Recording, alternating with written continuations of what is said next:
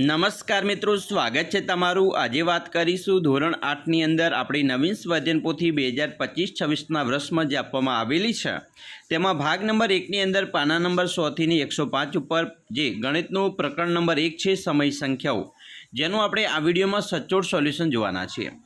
તો ચાલો વિદ્યાર્થી મિત્રો વિડીયોની શરૂઆત કરીએ। તેના પહેલાં તમે ખાસ ચેનલમાં નવા હોય તો ચેનલને પણ મિત્રો અવશ્ય સબસ્ક્રાઈબ કરી વિડીયોને લાઇક અને શેર કરવાનું પણ ન ભૂલતા। પ્રકરણ નંબર 1 છે સમય સંખ્યાઓ, જેની અંદર મિત્રો આપણે સૌપ્રથમ જોવાના છીએ પ્રશ્ન 1। મિત્રો અહીંયા સાચો વિકલ્પ પસંદ કરી તમારે જે બોક્સ આપેલું છે તેમાં લખવાનું છે, જેની અંદર મિત્રો જોઈશું પહેલું છે -11/5 × 1 બરાબર શું થાય। તો અહીંયા મિત્રો આપણે જે લખવાની છે એ વિરુદ્ધ સંખ્યાઓ લખવાની છે, તો અહીંયા જવાબ આવશે -11/5। બીજું છે -3.2 વત્તા 3.2 બરાબર, તો અહીંયા આપણો જે જવાબ આવે છે તે આવશે 0 બરાબર, વિરુદ્ધ સંખ્યા થાય છે।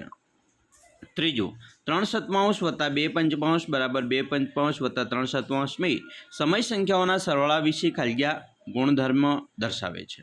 તો અહીંયા મિત્રો ક્રમનો ગુણધર્મ જળવાઈ રહે છે, એટલે ક્રમનો ગુણધર્મ આવશે। 4 -2.1 ની વ્યસ્ત સંખ્યા, તો મિત્રો અહીંયા 2 પૂર્ણાંકની વ્યસ્ત સંખ્યા આપણે લખવી હોય તો તે થશે -7/15, એટલે કે 7/15। પાંચમો છે -7.2 એ ખાલીયા સંખ્યા છે, તો અહીંયા આપણો જવાબ આવશે સી સમય સંખ્યા। છઠ્ઠું છે 1/6 અને 3નો ગુણાકાર કેટલો થાય। તો મિત્રો અહીંયા 1/6 અને 3નો ગુણાકાર હોય તો તે થશે 1/3। 7 16/24 સંખ્યાના સંક્ષિપ્ત સ્વરૂપમાં છેદમાં ખાલીયા આવે, તો અહીંયા મિત્રો આપણો જવાબ આવશે 3 આવશે। આઠમો છે -0.5 બરાબર ખાલી જગ્યા, તો મિત્રો જવાબ આવશે બી અને સી બંને, એટલે કે અહીંયા -5/10 અને -1/3। નીચેના પૈકી પૂર્ણ સંખ્યા કઈ છે? તો મિત્રો પૂર્ણ સંખ્યાની વાત કરીએ તો આપણો જવાબ થશે 1.2 બરાબર। ચાલો ત્રીજું છે જો એ કોઈ સમય સંખ્યા હોય તો a × 1 બરાબર ખાલીયા મળે, તો જે જવાબ મળે છે તે મળશે એ જ મળશે। પ્રશ્ન 2 છે તેની અંદર વિધાન ખરા છે કે ખોટા તે જણાવવાના છે, જેની અંદર પહેલું વિધાન છે જો a/b સમય સંખ્યા આપેલ હોય તો bની કિંમત 0 હોઈ શકે, તો આ વિધાન ખોટું છે। બીજું 4/5 × -4/5 બરાબર 0, તો આ પણ મિત્રો ખોટો છે। 3 5/0 × 0/5 એ અવ્યાખ્યાયિત પદ છે, તો આ વિધાન સાચું કહેવાય। 4 3/2 એટલે કે 3/3 × 3/3 બરાબર 1, તો આ પણ મિત્રો ખોટું છે। અને 5 9/7 વત્તા 0 બરાબર 9/7, તો અહીંયા જવાબ આવે છે તે સાચો બને છે। હવે આપણે પ્રશ્ન 3 ઉપર જઈશું। નીચેની ગાણિતિક ક્રિયામાં કયા ગુણધર્મનો ઉપયોગ થયો છે તે જણાવો। તો અહીંયા મિત્રો તમે જોઈ શકો છો જે પહેલું છે વિધાન કે 3/11 વત્તા -5/9 બરાબર -5/9 વત્તા 3/11, તો આ જે છે એ સરવાળા માટે ક્રમનો ગુણધર્મ છે। બીજું 5/4 વત્તા -1/3 વત્તા 3/7 બરાબર 5/4 વત્તા -1/3 વત્તા 3/7, તો આ જે છે એ પણ સરવાળા માટે જૂથનો નિયમ થશે। ત્રીજું છે મિત્રો 3/3 × 1/5 વત્તા 4/7 બરાબર 3/3 × 1/5 વત્તા 3/3 × 4/7, તો આ છે એ ગુણાકાર માટેનો વિભાજનનો ગુણધર્મ કહેવાય। પ્રશ્ન 4 છે સમય સંખ્યાઓના યોગ્ય ગુણધર્મોનો ઉપયોગ કરી સાદુરૂપ આપો। તો મિત્રો અહીંયા સાદુરૂપ આપીએ તો વિધાન છે 2/9 વત્તા 5/11 વત્તા 7/9 વત્તા 16/11, તો સમાન છેદવાળા પદોની સાથે કરતા અહીંયા મિત્રો જે જવાબ આવે છે તે બરાબર 9 7 ને 2 9 થાય, અને અહીંયા 5 ને 6 11 બરાબર, તો સમાન જવાબ આવશે 1/1, તો બરાબર જવાબ છે 1/1 બરાબર 2। બીજું છે મિત્રો કૌંસની અંદર 3/3 × 13/9 વત્તા 3/3 × 7/9, તો અહીંયા મિત્રો આપણે જે છેદ ઉડાડવાના હોય તો તમે જોઈ શકો છો અહીંયા 3 છે, 3×3 9 થાય બરાબર। અહીંયા મિત્રો 3 છે, અહીંયા પણ 3×3 9 થાય। હવે છેદ ઉડે છે તો 1/3 શું બાકી રહ્યા, તો 1/3 × 13/3 વત્તા 1/3 × 7/3, તો મિત્રો અહીંયા જોઈ શકો છો 13 એકા 13, 3 દુ 6, 7 એકા 7 અને 3 દુ 6 બરાબર. હવે આપણે જોઈએ તો 13 + 8 એટલે કે 20, 20/6.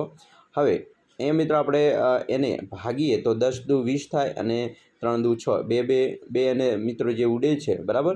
તો અહીંયા આવશે 10/3. ત્રીજું છે 3/7 વત્તા 9/14 અને વત્તા 2/5 ભાગ્યા 3/10.